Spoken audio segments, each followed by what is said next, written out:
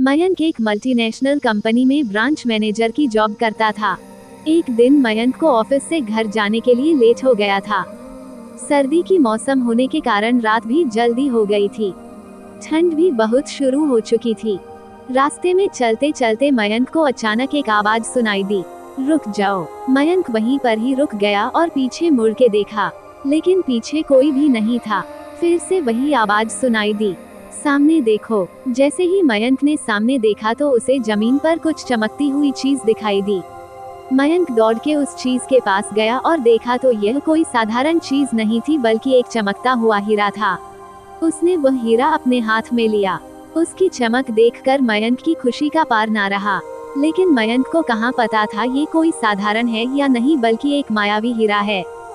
अचानक उस हीरे में से आवाज आई, अगर तुम्हें और हीरे चाहिए तो इस जमीन को खोदो। इस जमीन के नीचे बहुत सारे हीरे हैं। मयंक खुश हो गया। उसने उस हीरे को अपनी जेब में डाला और जमीन खोदना शुरू किया।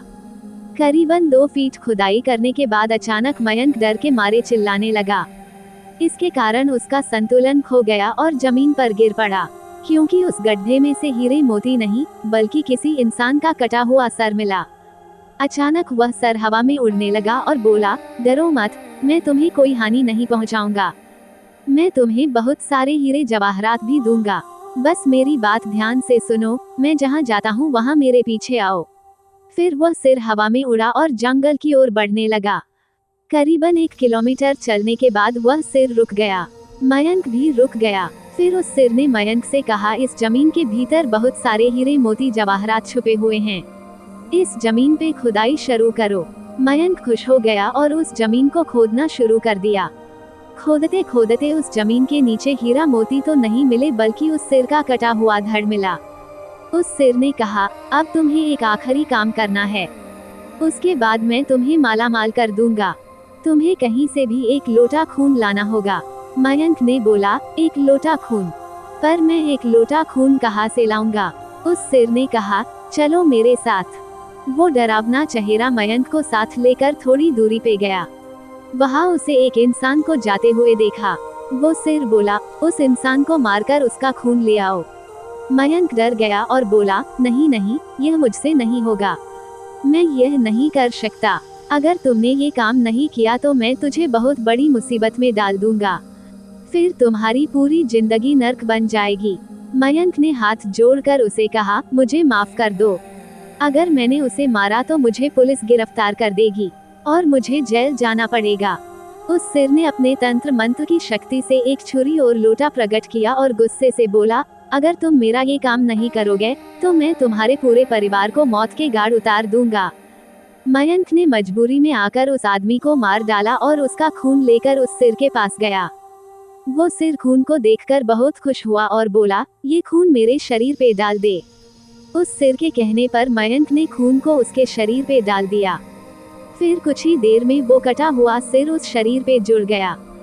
ये सब देखकर मयंक की हालत अब खराब होने लगी। वो उस भूत को देखकर काफी डर गया। जैसे ही वो भूत जिंदा हुआ तो जोर जोर से हंसने लगा और डरावनी आवाज में बोला, तुमने बहुत बड़ी गलती कर दी कि तुम्हें मुझे फिर से जिंदा कर दिया। अब मैं सिर्फ तुम्हें ही नहीं, बल्कि इस पूरे शहर को मौत के घाट उतार दूंगा। डर के मारे मयंक के मुंह से आवाज भी नहीं निकल रही थी। वो अपनी जान बचाने के लिए वहां से दौड़ा, लेकिन उस भूत ने छलांग लगाकर मयंक को जमीन पे गिरा दिया और बोला, मुझे बहुत भूख लगी है, अब मैं तुम्हारा मांस खाऊंगा। जैसे ही उस भूत ने मांस खाने के लिए आगे बढ़ा कि तुरंत ही उसका सिर धड़ से अलग हो गया। मयंक समझ नहीं पाया कि आखिर यह चमत्कार हुआ कैसे। जब मयंक ने पीछे मुड़कर देखा तो एक अघोरी बाबा खड़े थे। उस अघोरी बाबा ने कहा, जब तुम उस आदमी को मारकर उसका खून ले जा रहे थे तभी मैंने देख लिया था और समझ गया कि कुछ तो बुरा होने वाला है। इसीलिए मैं तुम्हारे पीछे पीछे यहाँ तक चला आया और मैंने अपनी मंत्र की शक्ति से उस भूत को फिर से मार दिया। अब तुम निश्चिंत होकर अपने घर जाओ। अब तुम पर कोई खतरा नहीं है। आज भी मयंक उस बात को याद करता है तो उसकी रूह तक कांपने लगती है। दोस्तों, आपको ये कहानी कैसी लगी प्लीज हमें कमेंट करके जरूर बताएं। हमारी और भी कहानियाँ सुनने के लिए हमारे चैनल को सब्सक्राइब करें।